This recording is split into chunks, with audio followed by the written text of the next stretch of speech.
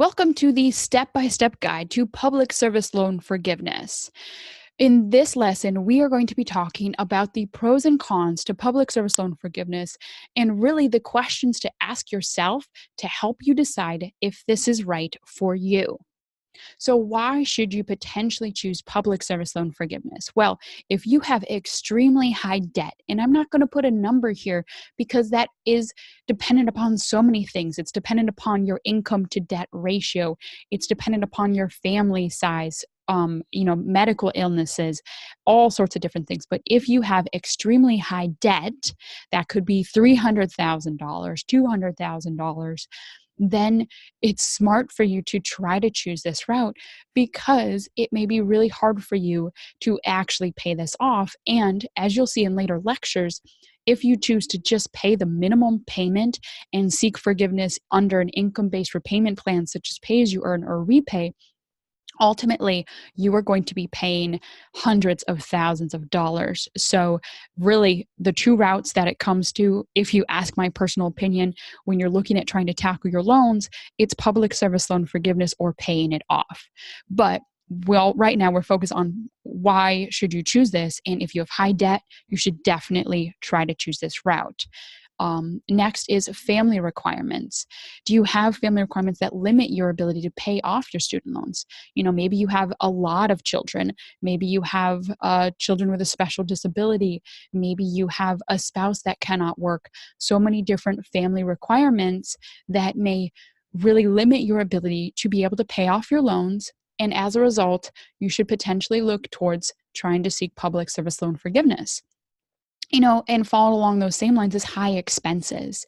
Do you, for some reason, have a lot of expenses? Like maybe you bought this humongous house and all of your mortgage payments are like $5,000 a month. If you have high expenses, that would prevent you from being able to pay off your loans. And so this would potentially be another route and solution for you. If you have low earning potential, that limits your ability to pay off your student loans. And so you should look into public service loan forgiveness. If you're only making, I don't know, $30,000, $40,000 a year, yet your loans are $150,000 or $200,000, that ratio is really wide, and it's going to be really difficult for you to pay off that amount. And so that would be a potential reason why to choose public service loan forgiveness. Now, if you're already working in public service, then this is a no-brainer to you. If you already have a qualifying job, meet all the requirements that we just got over, and you're in public service, then definitely choose public service loan forgiveness. Now, who shouldn't choose this? Well, if you have low debt and you think that you can pay off your debt, then choose that, because there is so much ambiguity in public service loan forgiveness. You don't know what's going to happen. So yes, it hurts to pay $50K to your student loans or $100K to your student loans, but if you can do it, because you know what you're going to get at the end. You don't know what you're going to get at the end with public service loan forgiveness. Literally anything can happen with this route. It's risky. If you have the desire to have flexibility and maybe you change jobs a lot, it's hard for you to keep in a job or a place for a long time, then public service loan forgiveness is probably not right for you, because you need to be doing something for a continuous amount of time, for 120 payments, which is similar to about 10 years of work, depending upon if you're, working all those months. And so if you, are maybe like getting tired of a job and wanting to move and do different things, it will be hard for you to find continuous work in public service loan forgiveness.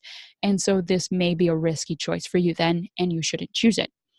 Also, if you want a variety of work experiences, or maybe clinical or non-clinical experiences, if you want to be an entrepreneur, if you want to start your own private practice, then these things are not leading you to the path of public service loan forgiveness.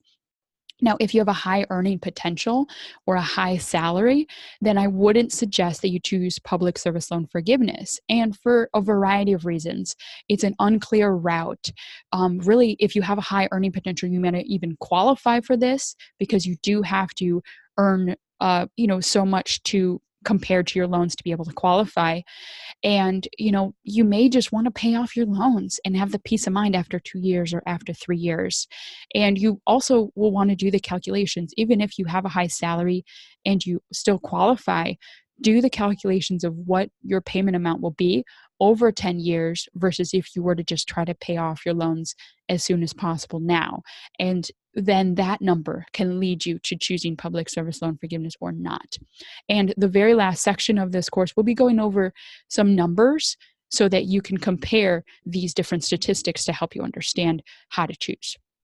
Also, if you're just generally stressed or anxious about having loans, you don't want to have to deal with that burden for 10 years. You don't want to have to think about, will public service loan forgiveness be there still or not? Will Congress take it away? Will they change it? Will they grandfather me in?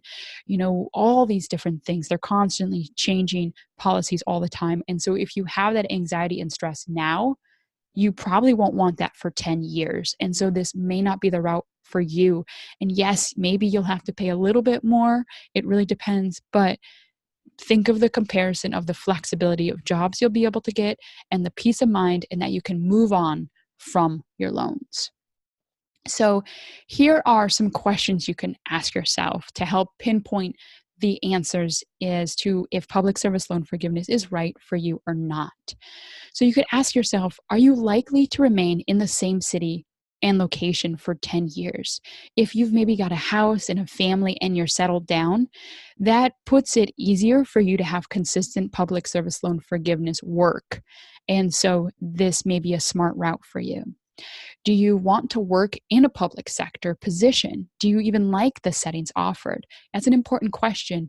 Maybe you don't want to work in a nursing home or a hospital because that's what a majority of public service loan forgiveness qualifying places are. If you don't like either one of those settings, you're probably not going to like it for 10 years to be able to qualify for this program. Will the transition to public sector be easy for you? And what I mean by that is is your situation just sort of made for it? Can you simply easily move, easily pick up everything, go to this spot that's going to have a qualifying employment for you that qualifies for this and start? Or will it be really hard? Will you have to move all the way across here? Will your children have to quit school? So many different things. Will your spouse still be able to work? All these different moving parts as you age and as you mature in your life make it harder and harder for public service loan forgiveness to be a viable option. And maybe working in the private sector where you can be a lot more fluid and flexible is better for you. I'm not sure. Just ask you these questions. Are there public sector positions even near you that have openings? That's a huge question to ask. Everyone wants to choose public service loan forgiveness, but then there's often not the jobs. So if there's a job opening for you and that's close to you, then yes, choose this route. But if there's nothing near you for hundreds of miles, then this is a more risky choice for you. You want to ask yourself, are you okay with having the stress of loans for the next 10 years? And are you okay with the risk of public service loan forgiveness? Are you organized enough and willing to monitor your loans for the next 10 years or 120 payments?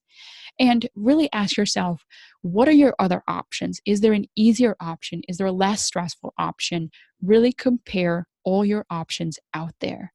Take some time, think about all this. I hope these are good pros and cons, but make your list as well for your own pros and cons because everyone's different. And I'll see you in the next lesson where I'll be walking you through the exact application process and step-by-step process to get you approved and started on the track to public service loan forgiveness.